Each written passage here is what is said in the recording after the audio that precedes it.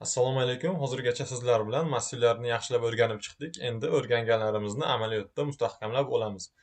Floor plan sample faylini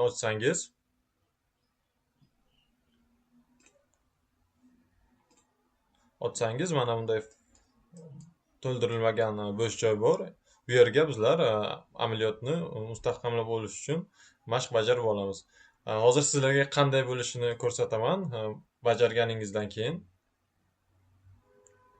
Sizga mana bunday stul hamda stol bor. Ularni mana bunday tarzda massiv shaklda joylashtirib chiqishingiz kerak bo'ladi. Bundan tashqari mana bunday podium, ya'ni sahnani, kichkinagina sahnani ham chizib qo'yishingiz talab etiladi.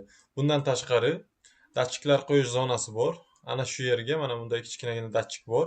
Shuni ma'lum koridor o'rtasi bo'ylab har 3 metrda qo'yib chiqishingiz talab etiladi. Mana bu zona, mana shu zonaga xuddi shunday shaklda. Ular orasidagi masofa 3 metr. Bunda massiv trayektoriyadan foydalanasiz.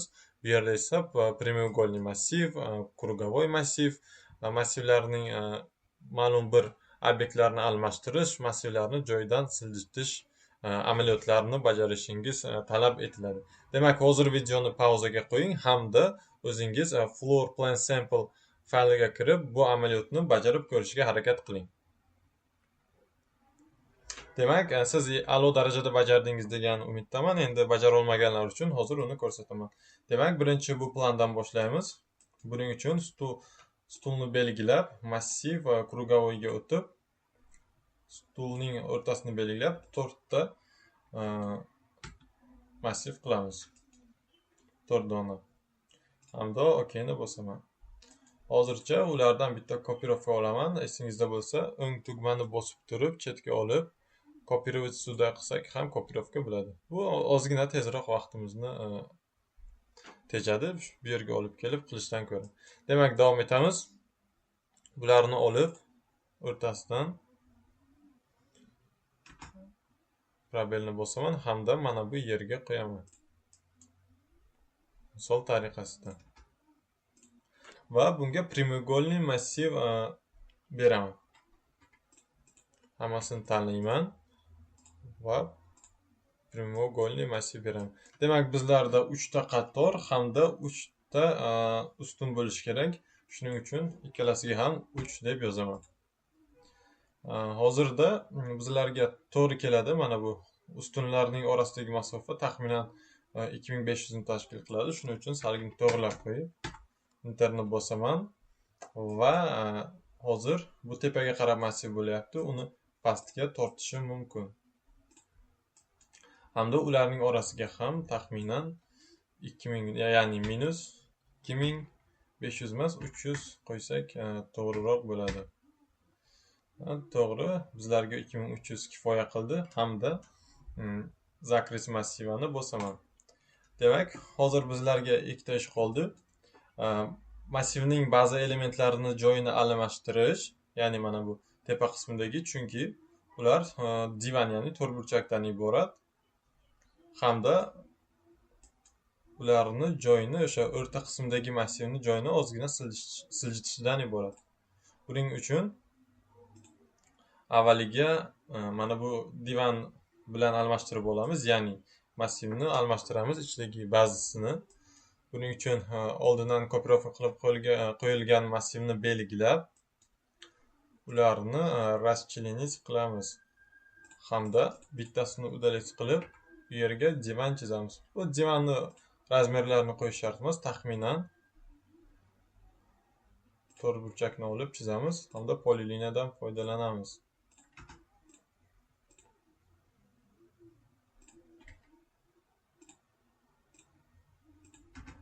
Tayyor bo'ldi. Endi salgina katta bo'lib ketdi.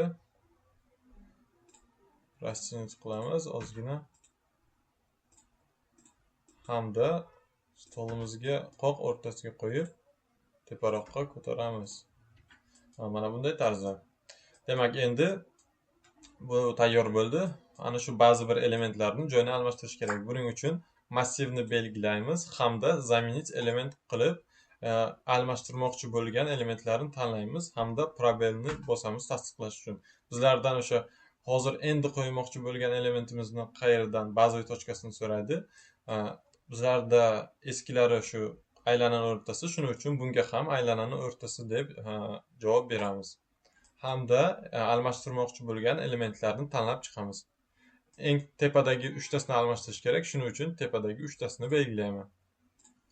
Hamda enter yoki probel tugmasini bosaman. Tayyor bo'ldi. Endi faqatgina ularni joyini salgina siljish hamda podium, ya'ni sahnani chizish qoldi. Buning uchun kontrolni ushlab turgan holda bu yerga 3tasini belgilayman hamda perennesi komandasi yordamida. Hozir e'tibor bergan bo'lsangiz, perennesi komandasini P ni bosib, probelni bosdim, chunki bu ancha tezroq. Ya'ni qaytadan qilaman. P tugmasini bosaman komanda strakiga hamda probelni bossam perennesi esga tushadi. Hamda bularni olib ozgina tepaga ko'tarib qo'yaman. Ko'rib turganingizdek, sahna uchun joy paydo bo'ldi. Endi sahnani chizsam ham bo'ladi. Sahnani chizish uchun dugadan foydalanishim mumkin.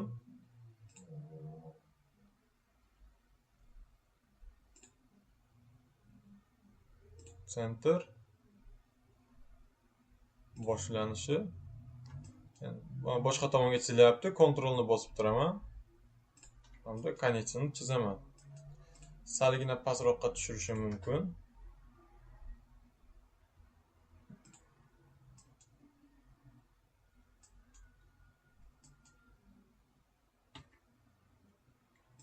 Yaxshisi buni build qilib, kuruklardan foydalansam ham bo'ladi.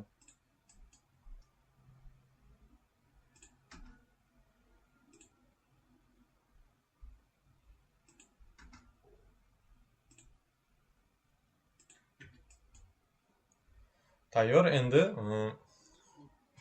abrezat komandasi yordamida ortiqcha qismlarni abrez qilaman. Endi rejimdan turib standartni rejimga o'tkazaman. Mana bir bor tanlab, endi mana bu chiziqni tanlayman, chunki bu nisbatdan bo'lgan chiziq hisoblanadi. Enter probelni bosib, qolgan kerak bo'lmagan qismini o'chiraman hamda yana bir bor probelni bosaman. Sahna ham tayyor bo'ldi. Ko'rib turganingizdek, tez vaqt ichida bizlar bu joyni to'ldirdik. Endi esa datchiklarga o'tamiz. Birinchi navbatda datchiklar uchun trayektoriya chizib chiqishimiz kerak bo'ladi. Buning uchun oddiy poliliniyadan foydalanaman hamda koridorni o'rtasini topaman. Buning uchun seredina между точкамini bosib, mana shu devorning ikkita burchagini tanlayman. Hamda bu yerda ham xuddi shunday. Seredina между точками, devorning bitta tomoni hamda devorning ikkinchi tomonini topish uchun mana bu burchakka bog'lanaman hamda ikkinchi tomonini topaman. Devorning o'rtasini topdik. Endi bu yerdan devorning o'rtasini topish qiyin, shuning uchun taxminan bir joyga bosaman hamda chizishni tugataman. Keyin esa tepadan chizishni yana bir bor boshlayman. Seredina между точкani tanlab chizmay qoldi negadir. Qaytadan seredina между точка hamda boyagi chizgan nuqta chizig'imizgacha perpendikulyar ravishda, ya'ni normal deb ataladi, bog'lanaman. Ortiqcha qismini qaytadan bog'lab qo'yib, ularni bir-biriga soединить qilaman. Buni o'tmadik. Esingizda bo'lsa, darslarni boshida mana bu yerga biz 3D soединениесini qo'shib qo'ydik. Agar sizda bo'lmasa, redaktorini ochamiz hamda mana bu yerda soединить komandasi bor. Hamda endi buni yondagi koridorga ham kopirovka qilamiz. Kopirovka qilishdan oldin shuni aytib qo'yish kerak. Oldin datchikni qo'yishim afzal, keyin birdaniga massiv bilan kopirovka qilsak ham bo'ladi. Buning uchun endi datchikni olamiz hamda trayektoriya bo'yicha massivni tanlaymiz. Hamda trayektoriyamizga mana bu poliliniyani tanlaymiz.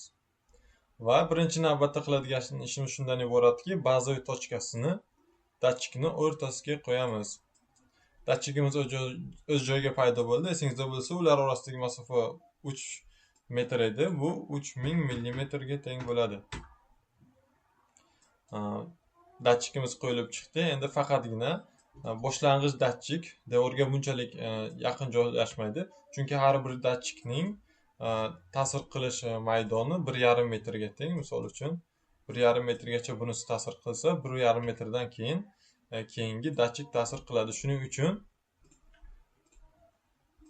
uchun birinchi datchigimizni devordan taxminan 1,5 metr, taxminan emas, aniq 1,5 metr beriroqqa surish kerak. Buning uchun trayektoriyamizni 1,5 metr pastroqqa surishimiz mumkin.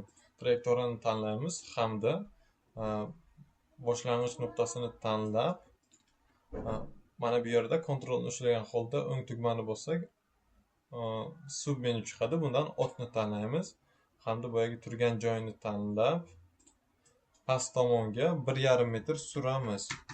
E'tibor berayotgan bo'lsangiz, trayektoriya bilan birga datchik ham surilyapti, chunki datchikimiz trayektoriyaga bog'liq bo'lgani uchun u bilan bir xil, ya'ni avtomatik ravishda suriladi. 1,5 ming yozib enterni bosamiz. Ko'rib turganingizdek, devordan 1,5 metrga datchikimiz surildi.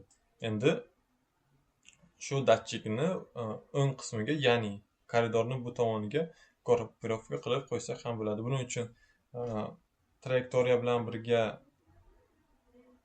datchik massivini ham ushlaymiz hamda kopirovatsiya yordamida mana bu devorning bir burchagini baza tochka sifatida olamiz hamda koridorning bu qismiga kopirovka qilamiz. Ko'rib turganingizdek, avtomatik ravishda o'z joyiga va aniq ravishda bu yerga kopirovka bo'ldi. Endi esa faqatgina mana bu trayektoriyamizni udalet qilishimiz kerak. Datchiklarni ham trayektoriya bo'yicha qo'yib chiqdik. E'tiboringiz uchun rahmat.